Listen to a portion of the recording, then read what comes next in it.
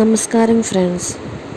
ഒരാളെ നമ്മൾ അത്രയും ഇഷ്ടപ്പെടുന്നു, പക്ഷേ ആ ആൾ നമ്മളെ അതുപോലെ സ്നേഹിക്കുന്നുണ്ടോ എന്ന് നമുക്ക് ഉറപ്പില്ല.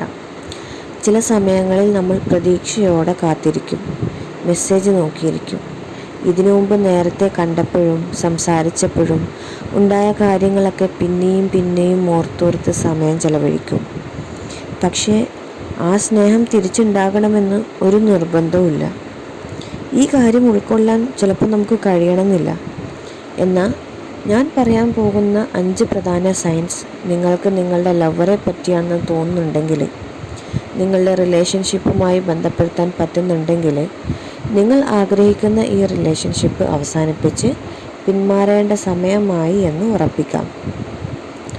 അപ്പോൾ ഒന്നാമത്തെ സൈൻ എന്ന് പറയുന്നത്, എപ്പോഴും നിങ്ങൾ തന്നെ ഇനീഷ്യേറ്റ് ചെയ്യുന്നു എന്നുള്ളതാണ്. മെസ്സേജ് അയക്കുന്നത് നിങ്ങൾ, കോൾ ചെയ്യുന്നത് നിങ്ങൾ, കോൺവെർസേഷൻ സ്റ്റാർട്ട് ചെയ്യുന്നത് നിങ്ങൾ. ഒരു ദിവസം മെസ്സേജ് അയക്കാതിരുന്നാൽ അവർ നിങ്ങളെ അന്വേഷിക്കുക പോലുമില്ല. നമ്മൾ സ്നേഹിക്കുന്ന ആളോട് സംസാരിക്കാൻ ആഗ്രഹിക്കുന്നത് സ്വാഭാവികമാണ്.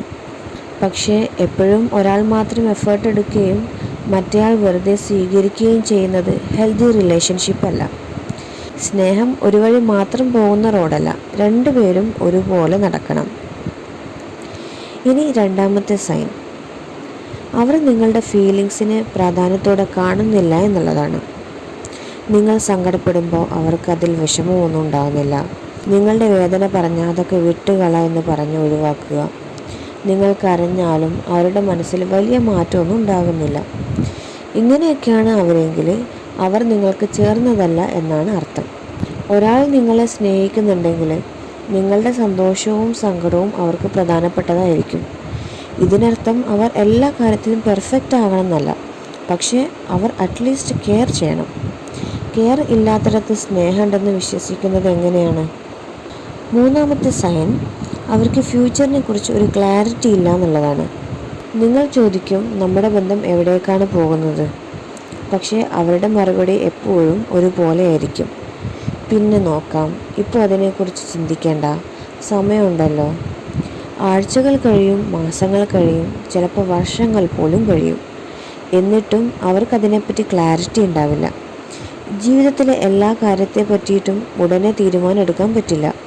പക്ഷേ ഒരാൾ സീരിയസ് ആണെങ്കിൽ കുറച്ചെങ്കിലും ഡയറക്ഷൻ ഉണ്ടാകും. നിങ്ങളെ ജീവിതത്തിൽ നിലനിർത്താൻ ആഗ്രഹിക്കും. നാലാമത്തെ സൈൻ, അവരുടെ കൺവീനിയൻസിന് മാത്രം നിങ്ങളെ സമീപിക്കുന്നു എന്നുള്ളതാണ്. അവർക്ക് ബോറടിക്കുമ്പോൾ മെസ്സേജ് അയക്കും, ആവശ്യമുള്ളപ്പോൾ വിളിക്കും, സഹായം വേണമെങ്കിൽ സമീപിക്കും. പക്ഷേ നിങ്ങൾക്ക് അവരെ ആവശ്യമുള്ള സമയത്ത് അവരെ കണ്ടെത്താൻ പ്രയാസമായിരിക്കും. ഇത് സ്നേഹമല്ല. സ്നേഹം എന്നത് ആവശ്യമുള്ള സമയത്ത് മാത്രം ഓർമ്മ വരുന്നതല്ല. നിങ്ങളുടെ ജീവിതത്തിന് അവർ നൽകുന്ന സ്ഥാനം നോക്കിയാൽ അവരുടെ മനസ്സിൽ നിങ്ങൾക്ക് എത്ര പ്രാധാന്യമുണ്ടെന്ന് മനസ്സിലാക്കാൻ പറ്റും.